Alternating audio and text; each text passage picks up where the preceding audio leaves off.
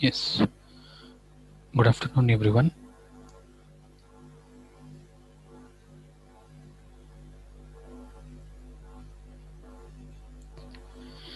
And it's good to see you all back.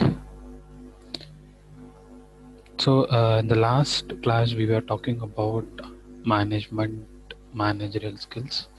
Like, what are the three most important skills that the manager should possess? One is ideas, is creative thoughts. That is the first one. And second, technical, and third, human skills. So, these are the three important skills that a manager should possess. And next to that, we have seen like management is an art. How when we can define management as an art, and when management is called as science. And to be a profession in management, what are the qualities that you should attain, and what are the things that is out of from this? I mean, which is not under profession. And in addition to this, I asked you to do one more thing. Like I was asking you to browse something in Google, like learning about ethical, one legal. So how to be a profession ethical, how to be ethical in the profession. I hope you have done it. And next, we will be moving on to evolution of management. So for today's class, we will be talking about evolution of management, right? So you should have studied evolution of computers, how computers was started and how it was emerged, and what is the current technology we are using, in which generation are we now. So all these things you should have studied in basics of computers, right? Similarly, here in evolution of management, we talk about how the management has been evolved from the past.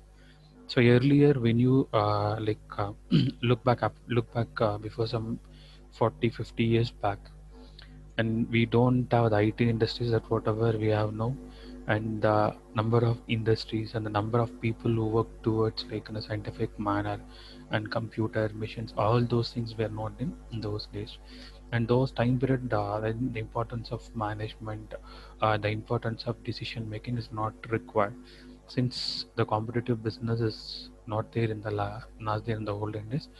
So we are not talking about all those things.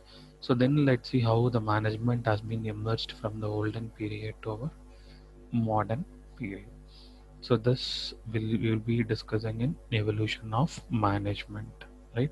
So in today's market, management, we talk about management in each and every application, in each and every industry area. And this evolution of management can be classified as, first start from early classical approaches, and it is the first olden classical approaches they have started representing management. I mean, this is represented by scientific management. As I said about the scientific management, it is something where you will be proving the logic, okay, where you will be doing some kind of mathematical computations in making sure that what you have done is right. And administrative management, this you all know very well. What is the meaning of administrative management? What is the meaning of administrator? What is the role of administrator? What administrator is supposed to do? So this we will be talking in administrative management. And third one, bureaucracy. So this you should have heard about this in when you start studying about some historical related things. So this is also a most important thing in taking decisions, right? So it is a system of government in which most of the decisions are taken by state officials rather than the representatives who have been elected. That is bureaucracy. This is most important in taking the decisions. Almost whatever the approaches that we talk, it is by indirectly it will be reflecting into decision making process, okay. And second approach is neoclassical approach. See, what is the meaning of neoclassical? What is mean by neoclassical? See, earlier we used to have something called neoclassicism. So, what is the meaning of neoclassicism? Is it is an Western cultural movement. It is one of the Western cultural movement where they used to learn the art and culture from the what we call from the idols, from the statues, and they learn from the architecture. They learn understand from the scale. They will understand from the geometric forms of those scriptures. Okay, so this is about neoclassical. So to be simple, it is something about the classical. It was in the time period of those times. So it is represented by human relation movement and behavior approach. How one is behaving with the other. And now we have one trend called like even in Facebook you can see predicting user behavior, predicting user behavior, or finding out or predicting the characteristics of a person. If I want to judge you, if I want to know your characters, if I want to know about you, so what I can do is I will be asking you some queries. So based on your responses I will be getting into a conclusion that what kind of person are you or what is your character. Okay, in this way we will be trying to find the behavior of a person, and also sentiment analysis, which now we do in most of the application. And this also works in the same category, like based on some queries and responses.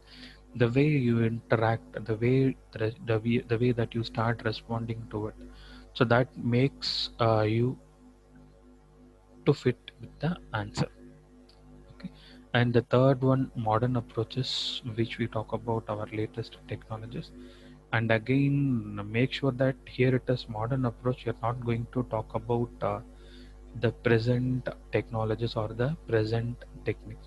Here too, somewhere you will be talking about the thing which has happened in the past 5-10 years back.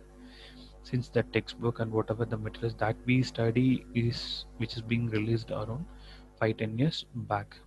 Okay, so even it is modern approach, it will not be talking about the present real-time things. We'll be talking about only the past 5-10 years back scenarios. And if possible we shall relate all these things with the real-time application, with all the real-time scenarios. Okay, so quantitative approach, you know what is meant by quantitative and qualitative systems approach. And third is a contingency approach. So this is a event or circumstance. I mean a future event or circumstance. So which is possible to happen, but which can't be get predicted with certainty. So I can call it as like an incidental expense. So which I can't predict, I can't assure that this may happen, right? As now we call as risk management, and we don't know some kind of uncertainties. We can't sure that I will be maybe like I will be getting these sort of errors at the end, or even I can't predict that this kind of results I will be getting at the end. But anyhow, we should make sure that how you are going to overcome from those errors. So these are the three approaches, or these are the three stack evolution, like which made moved from early classical to neoclassical. It is somewhere in the middle of Western cultural movement, and from neoclassical to modern approaches. And this, when you refer the textbooks, okay, so when you refer the textbooks, you can see a few textbooks will be talking about only two things. One is early classical approaches and modern approaches. In a few textbooks, we'll be talking about early classical approach, neoclassical approach, modern approach. And some books you may see traditional approach and modern approach. So I prefer you to go with this three approaches, like so early classical approach, neoclassical approach, modern approach. So these are the three approaches which can be categorized in evolution of management. And let us talk about the same evolution of management and what is the contribution of different persons. And you know about like Taylor and Francis. So Taylor is the one, and one more person is called yes, Fayol. Okay, so Taylor and Fayol. I will tell you what they are. And Taylor and Fayol has contributed a major part in management And whenever you talk about management, principles of management, we used to talk about 14 principles. Those are standard principles. And whatever the textbook that you refer for principles of management or for management skills, you can see that FIOL's 14 principles will be always there in all the textbooks. And that is the speciality of FIOL. And Taylor has made its remarkable contribution in scientific management.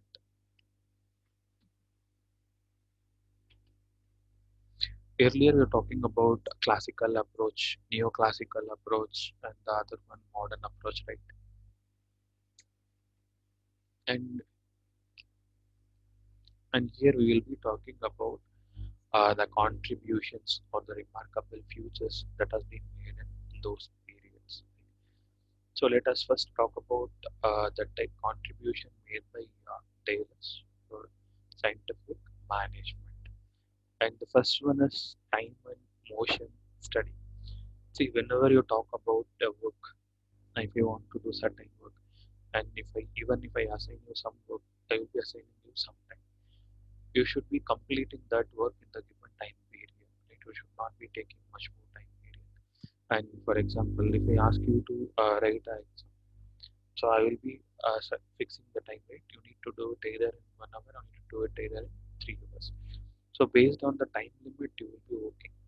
And here both time and motion are more important in in coming out with the proper scientific management. That is the importance of time and motion study. And second, differential payment. So here, differential payment. Like there are few differences when people start works. See, when people work as like a driver, he usually used to get a daily wages, right? Usually used to get daily wages like 500 or 1000 something. So whenever he gets the work, so on that day you will be getting that 500,000, whatever the payment for the work that he or she is doing. And some cases you can see like a salaried employees, and they will be getting salary on the monthly basis. That includes all the weekends like Saturdays and Sundays and even specials for public holidays. And that is one sort of thing. And the other sort of thing, if you see, there are a few things like where people will be paying on timely basis.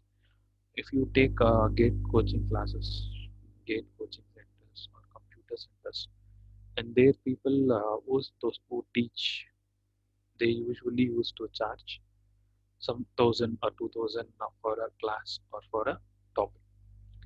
So based on that, payment get differs. So in this way, the differential payment. So based on the job or based on the work that they do.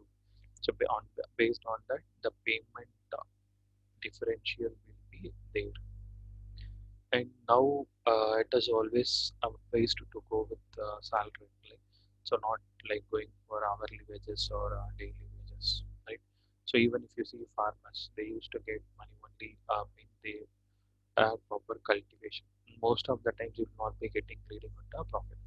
But when you take this corporate companies, the corporate companies can earn like anything, right?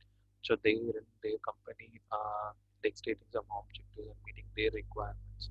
And if you see each and every employee who works in the company assets, they want targets. They need to meet the target to get incentive. So this is also one differential payment. So you will be getting salary along with that you will be getting an incentive. So some kind of appreciation. So that can be done. So when his contribution is more comparing to other employees. So for that contribution, some additional salary or some additional incentive, some appreciation should be given. That will motivate him to work more better. So contribution from the employees side is more important. He or she should be doing good. They should be better. And drastic reorganization and supervision. So here, when if you are a manager, if you are a head,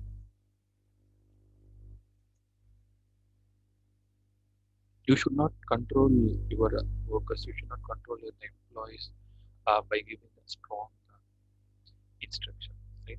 And similarly, and if I work in a team, I work under a project lead, I should be get instructed only by the project lead.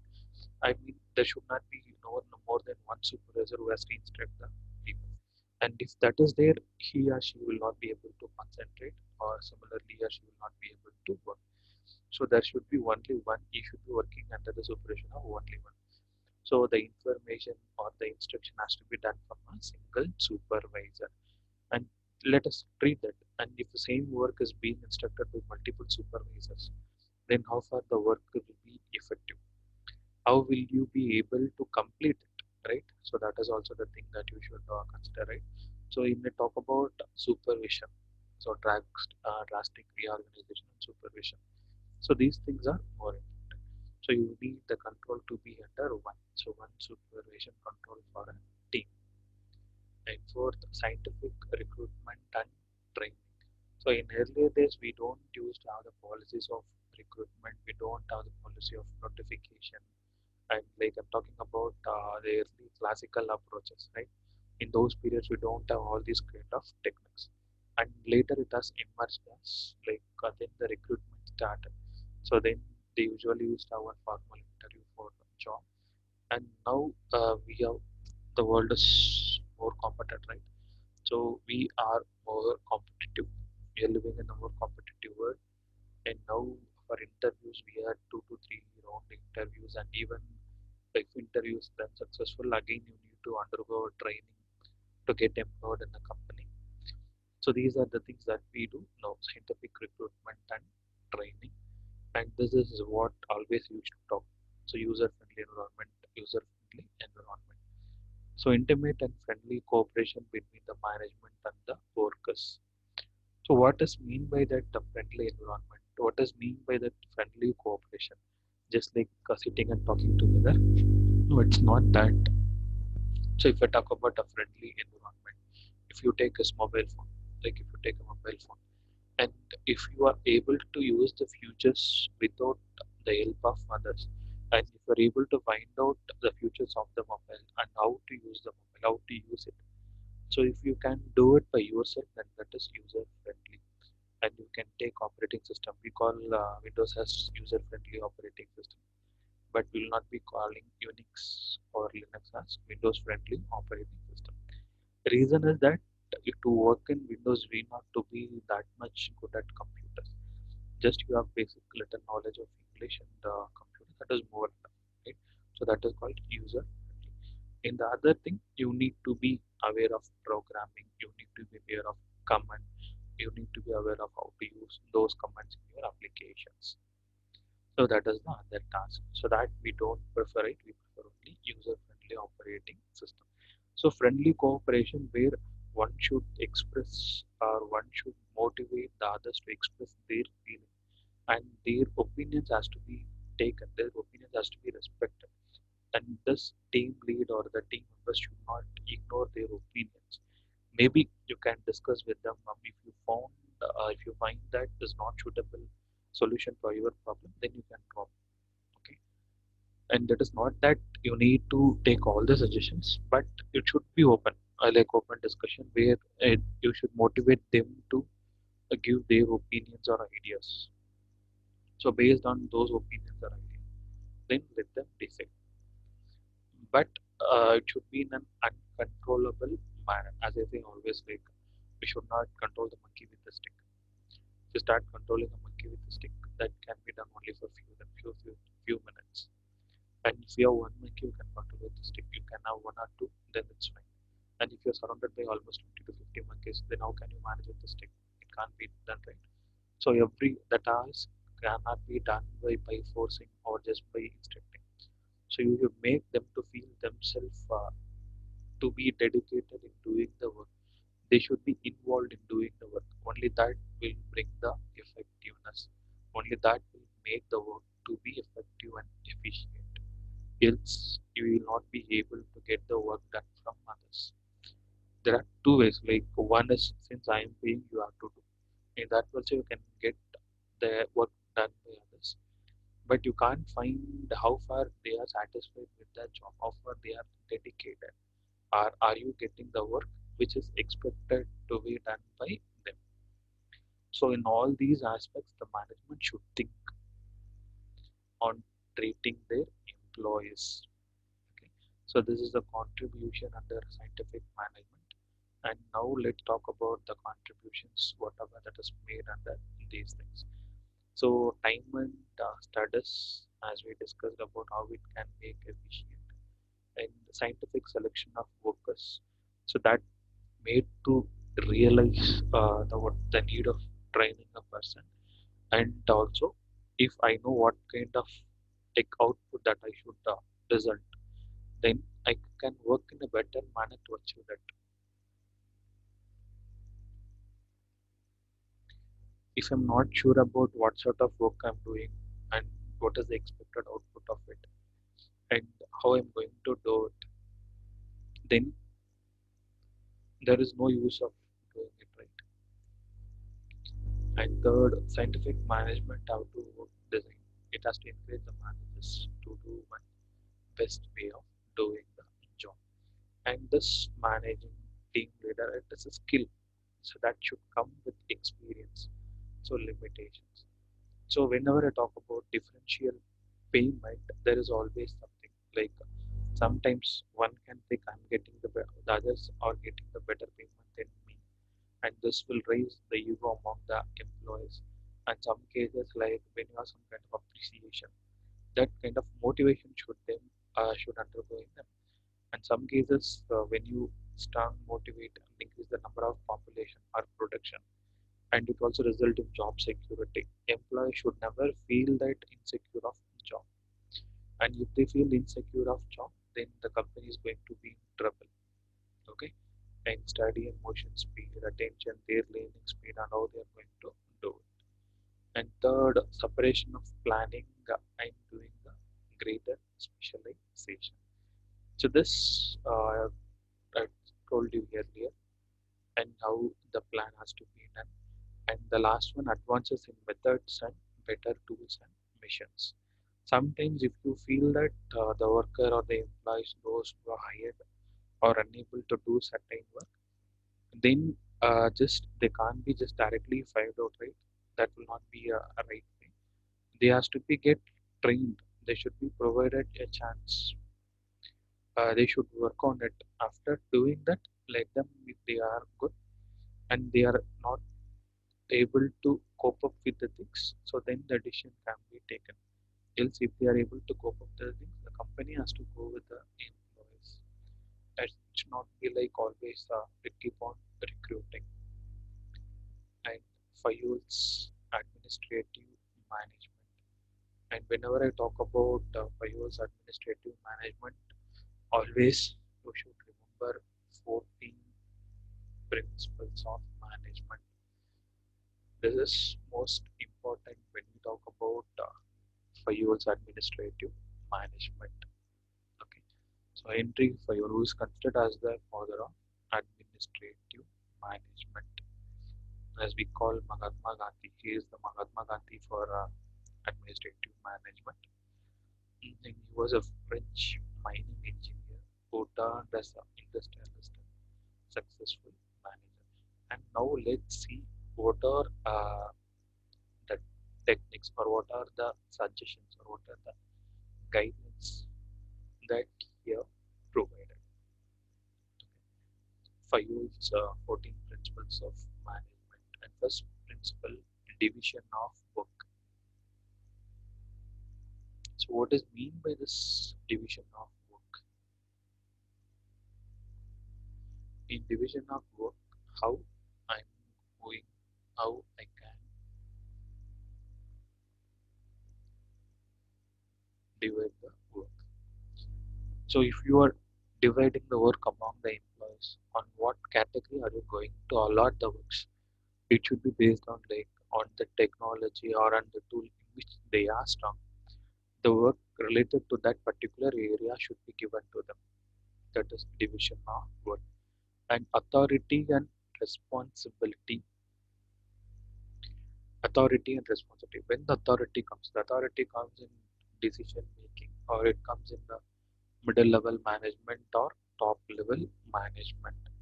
And what is their responsibility in doing the things? The employee as well as the management should feel themselves as responsible towards either the success or failure of the product or the company. If something goes right or if something goes wrong, both the advantage, I mean both the merit and demerit, both it should go to employee and the management. Okay, and you can see some cases like if it gets success, people will tell that it has been done only with the help of management. In case it does get failed, they will tell in the reverse manner, like because of you the things will not get resolved. It should not be like that. It should be always in a balanced manner. It should be like in an imbalanced manner. The third, discipline.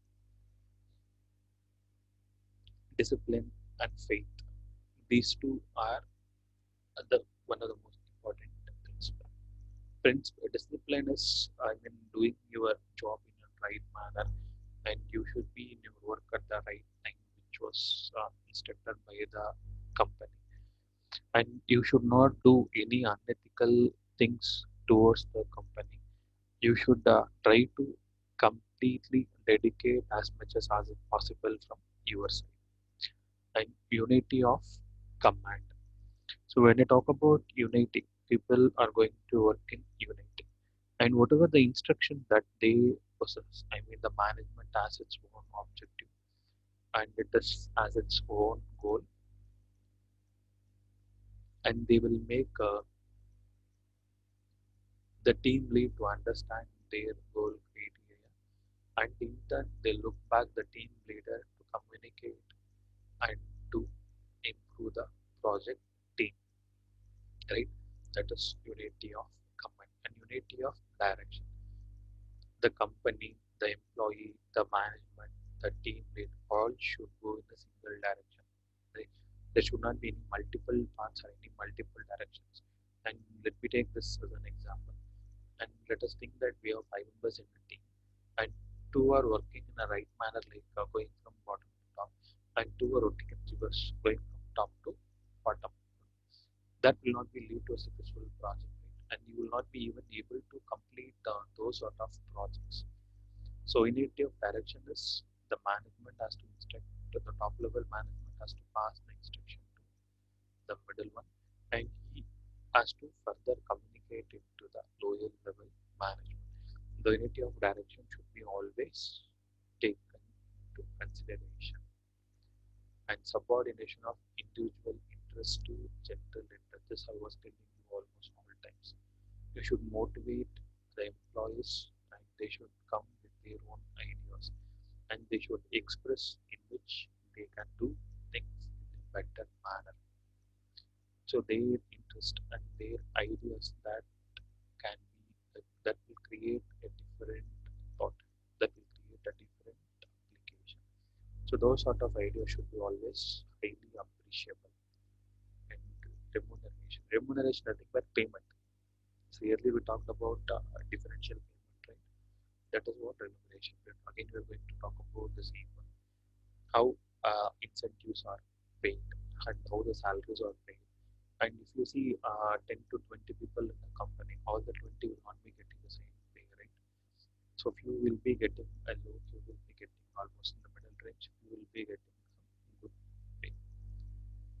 And for these, all the pay and all things, we should have some proper norms. That is, we should have some proper rules. We should tell that if you have this eligibility, if you have this much experience, you will be given this. If you are doing this, you will be given this. In IT companies, they usually use to have this performance-based appraisal.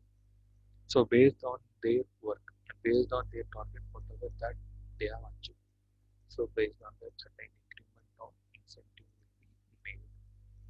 Centralization. This centralized. There are two different things. One is centralized. One is decentralized. Decentralized. Decentralized means where there will not be control with a single one. I mean, no one will be having the control under a constable people. If you take centralization, there will be one manager or there will be a team, I mean stakeholders. So they will be the one looking over the entire project team. They will be having the control of the entire work. If it is decentralized, they will not be having the grip or control of others.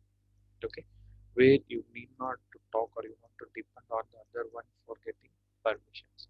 So you will be given your own authorization. And for this, the better example is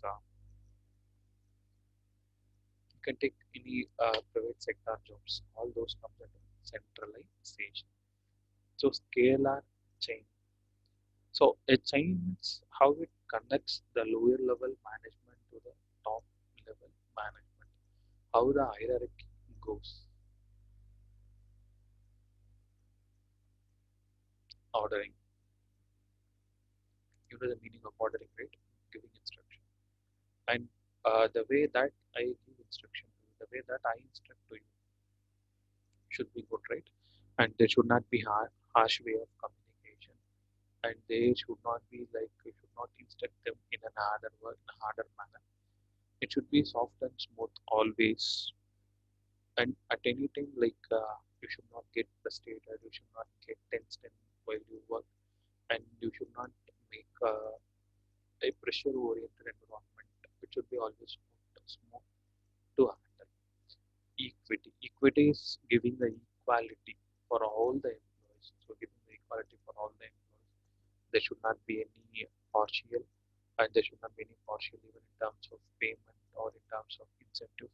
So whatever the norms that the management is designing, those norms should be get strictly followed by all the level of employees in the company. Stability of tenure of person. Here, the important thing is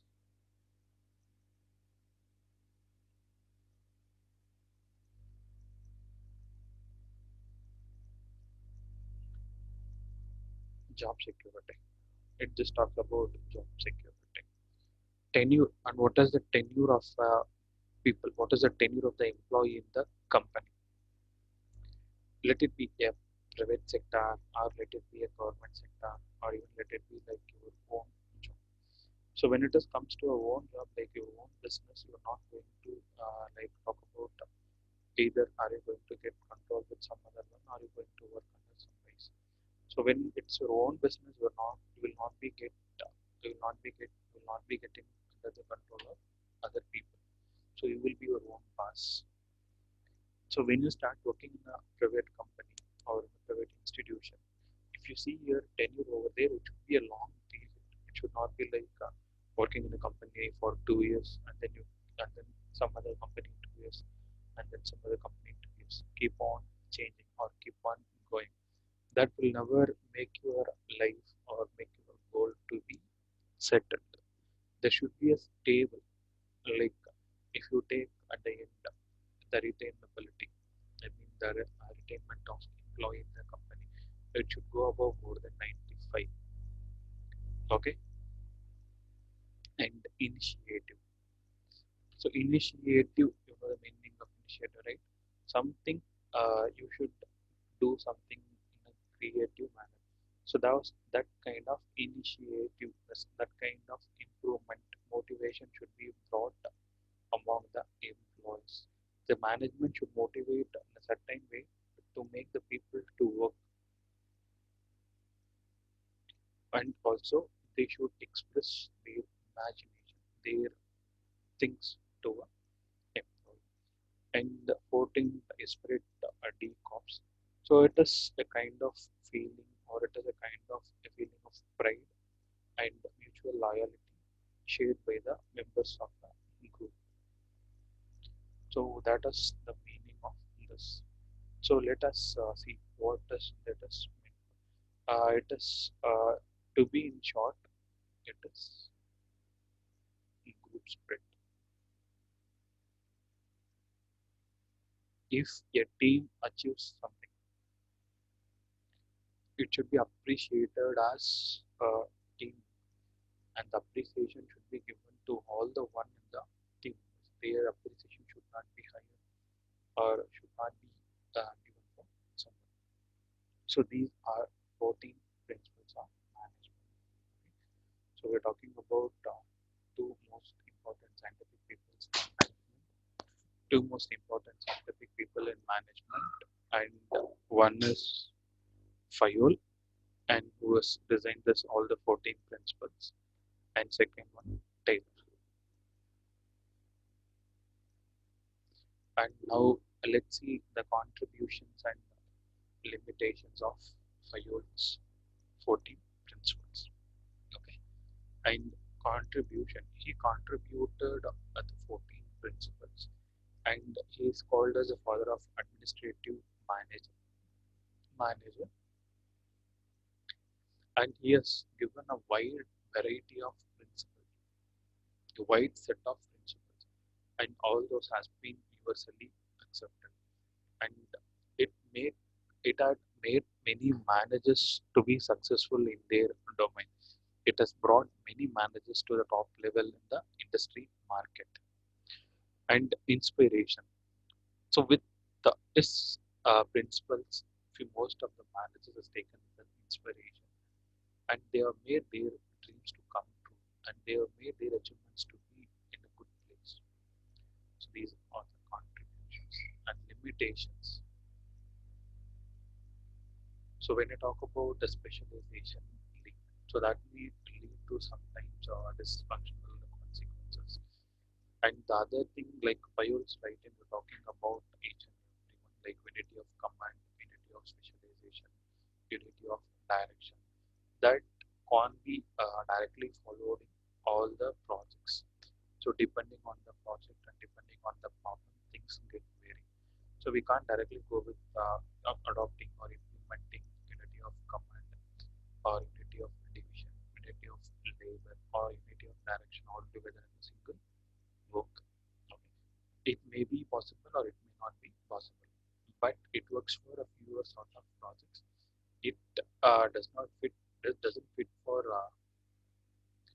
the projects which get varies with societal problems and with IT sectors. And third, fewest principles what he has stated are those based on a few case studies only. They are not tested on empirically or they are not tested on systematically. It is not true.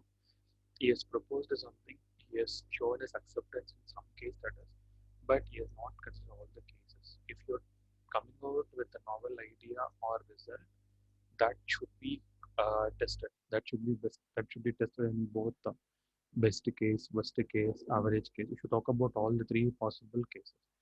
I should not talk about a solution which works better only in a particular scenario or only in a particular case. It should be strong enough to compete in any kind of problem, any kind of scenario. Okay. And most of these statements are often stated as unconditional statement. And only in few circumstances, in few cases, these principles of management are applicable. So this is not applicable widely throughout the world, right? Throughout the industries in the management world. And he talks only about specialization, chain of command, unity of direction, span of control. But let me talk about few more things. So when you talk about the employees, few may be sensitive, few may be highly sensitive, few may be insensitive, right? So when they are reacting, in some cases you can see the people will be reacting like anything. So those kind of people will spoil their and uh, will spoil their image, as well as the team also will be get degraded. But they want something to be get moved to the next direction. The company or the team will be looking for getting moved for the next direction. Sometimes with their social needs or with their social environment, or they not be feel good in working in this current environment. They may be preferring some good environment, maybe in terms of salary or incentives, in terms of appreciation. It can be of anything. So how far they are going to use the other things. So sometimes we can't say that this faculty retention, retention of employee and retention of all the social kind of needs can't be get fulfilled. So whatever the approach it is there, always it is like rise and down. You will be having certain advantages. Similarly, you will be having certain drawbacks. So if you contribute a lot, you are going to have some advantage and disadvantage. And sixth one, These principles, whatever that he suggested, is just based on closed systems. But in reality, we work things only with open systems, right? We do with open system minds. We do not go with the closed system manner. And if we do this, we need to recreate, we need to restructure, we need to reorganize the structure of an entire principles of management. So that is not done. So these are the contributions, these are the limitations of Taylor as well as Fallon's contribution towards management. So there is always a dilemma to choose either this principles or to choose that principles. It always again comes as like depending on the domain or depending on the issue or depending on the problem that you do. So we can't directly, I can't directly tell you that you should go only for this principles of management. You should follow only these principles. So that can't be get decided, right? So this has its own advantage. This has its own disadvantage. This has its own advantage. This has its own disadvantage. And this is about evolution of management and the scientific management. I mean Taylor's contribution on scientific management and Phelan's contribution on administrative management. As of now, we are talking about scientific management and administrative management. And next, we'll be talking about the approaches.